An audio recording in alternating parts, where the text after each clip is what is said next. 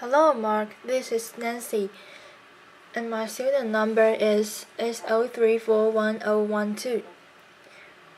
What I learned as a kid in jail. We need to change the culture in our jails and prisons, especially for young inmates. New York State is one of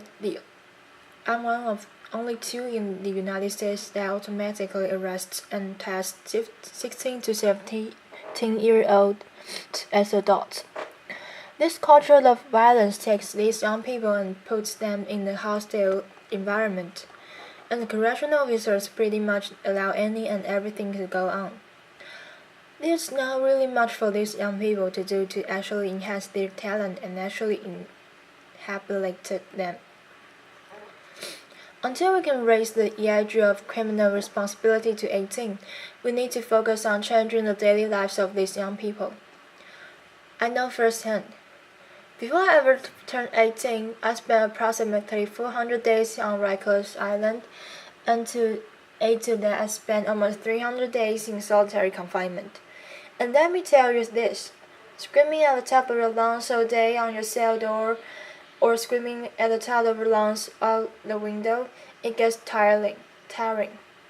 Since there's not much for you to do while you're in there, you start packing back and forth in your cell. You start talking to yourself. Your thoughts start running wild. And then your thoughts become your own worst enemy. Jails are actually supposed to rehabilitate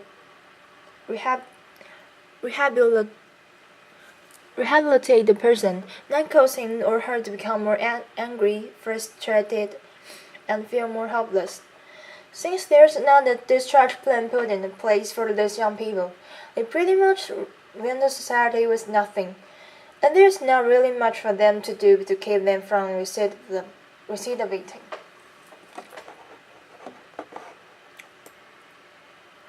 But it all starts with the CEOs. It's very easy for some people to look at these correctional officers as the good guys and the inmates are the bad guys, or vice versa for some. But it's a little more than that. See, these CEOs are normal, everyday people. They come from the same neighborhood as the population they serve. They're just normal people. They are not robots, and there's nothing special about them. They do pretty much everything everybody else in society does. The male CEOs want to talk and flirt with the female CEOs. They play the little high school kid games with each other. They politic with one another. And the female CEOs gossip to each other. So I spent numerous amounts of time with numerous amounts of CEOs, and let me tell you about this one in particular named Monroe. One day he pulled me in between the A and B doors which separate the north and south sides of our housing unit. He pulled me there because I had a physical altercation with another young man in my housing unit, and he felt since there was a female officer working on the floor that I violated his shift. So he punched me in my chest. He kind of knocked the ring out of me. I wasn't impulsive. I didn't react right away because I know this is their house. I have no wings. So all he has to do is pull its pin, and backup will come immediately. So I just gave him a look in his eyes, and I guess he saw the anger and frustration just burning. And he said to me, "Your eyes are going to get you in a lot of trouble because you're looking like you want to fight." So he commenced to taking off his utility belt. He took off his shirt and his badge, and he said, "We could fight." So I asked him, "You gonna hold it down?" Now that's a term that's commonly used in Rikers Island, meaning that you are not going to say anything to anybody, and you are not going to report it. He said, "Yeah, I'm gonna hold it down. You gonna hold it down?" I didn't even respond. I just punched him right in his face, and we began fighting right then and there. Towards the end of the fight, he slammed me up against the wall. So while we are tossed up, he said to me, "You good?" as if he got the best of me. But in my mind, I know I got the best of him. So I replied very cocky, "Oh, I'm good, you good?" He said, "Yeah, I'm good." We let go. He shook my hand, said he gave me my respect, gave me a cigarette, and sent me on my way. Believe it or not, you come across the CEOs on Rikers Island that'll fight you one-on-one. They feel that I understand how it is, and they feel that I'm going to meet you where you are at. Since this is how you commonly handle your disputes, we can handle it in that manner. I walk away from the other man, you walk away from the other man, and that's it. Some CEOs feel like they are drilling with you. This is why they have that mentality and that attitude, and they go by that concept. In some instances, we are in it together with the CEOs. However, institutions need to give these correctional officers proper trainings on how to properly deal with the adolescent population, and they also need to give them proper trainings on how to deal with the mental health population as well. These CEOs play a big factor in these young people's lives for X amount of time until a disposition is reached on their case.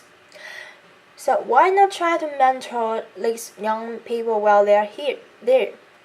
Why not try to give them some type of insight to make a change, so once they re-enter back into society, they are doing something positive.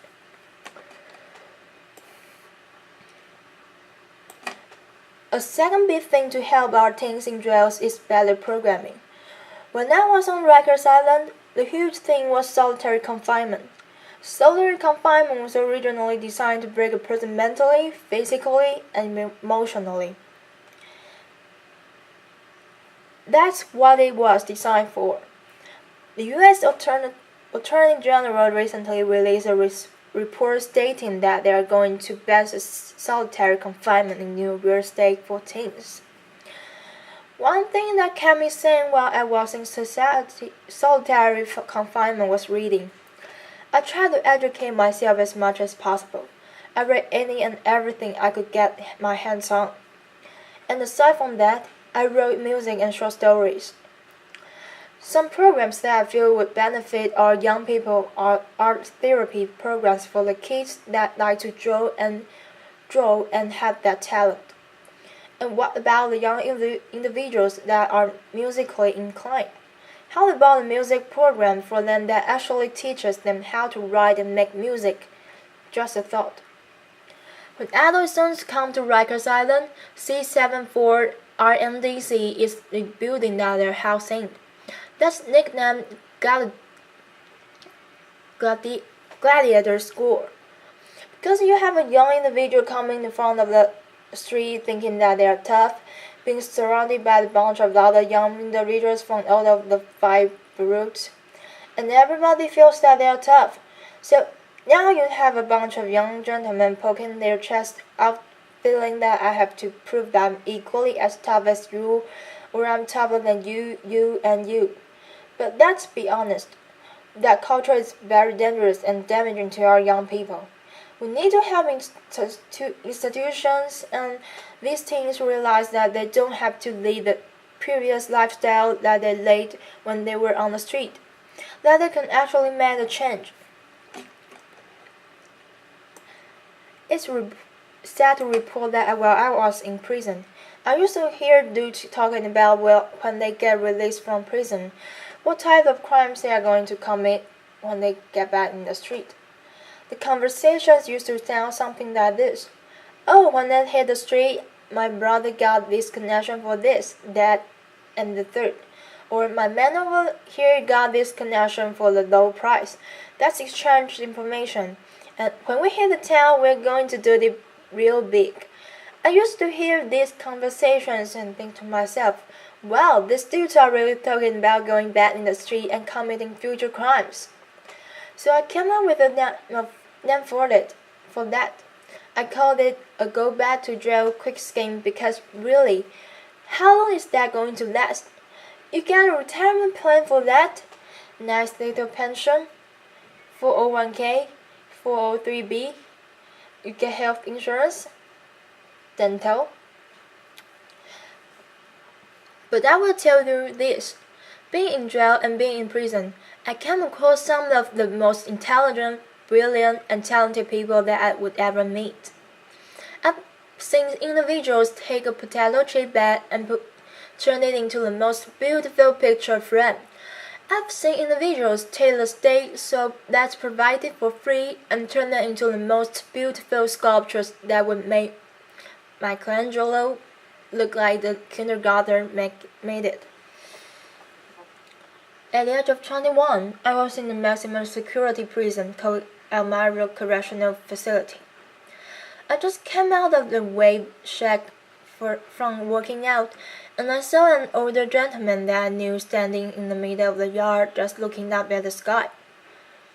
Mind you, this older gentleman was serving a 33 1/3 to life sentence in which he already had served 20 years of that sentence.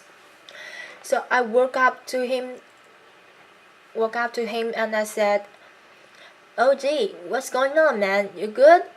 He looked at me and he said, "Yeah, I'm good, young blood." I'm like, "So what are you looking up at the sky for, man? That's so fascinating. What's so fascinating up there?" He said, "You look up and you tell me what you see." "Clouds?" He said, "All right, what else do you see?" At that time, it was a plane passing by. I said, "All right, I see an airplane." He said, "Exactly. And what's on that airplane?" "People." "Exactly. Now, where's that plane and those people going?" "I don't know, you know? Please let me know if you do. Then let me get some lottery numbers." He said, "You're missing the big picture, young blood. That plane with those people is going somewhere, while we are here stuck. The big picture is this. That plane with those people going somewhere. That's life passing us by while we behind these walls stuck." Ever since that day, that sparked something in my mind and made me know I had to make a change. Growing up, I was always a good, smart kid. Some people would say I was a little too smart for my own good. I had dreams of becoming an architect or an archaeologist. Currently, I'm working at the Fortune Society, which is a renting program, and I work with people as a case manager that are at high risk for recidivism. So I connect them with the services that they need once they are released from jail and prison so that I can make a positive transition back into society. If I was to see my 15-year-old self today, I would sit down and talk to him and try to educate him, and I would let him know, "Listen, this is me. I'm you. This is us. We are one. Everything that you're about to do, I know what you're gonna do before you do it because I already did it." And I would encourage him not to hang out with X, Y, and Z people. I would tell him not to be in such and such place. I would tell him, "Keep your behind in school, man, because that's where you need to be, because that's what's going to get you somewhere in life." This is a message that we should be sharing with our young men and young women. We shouldn't be treating them as adults and putting them in cultures of violence that are nearly impossible for them to escape. Thank you.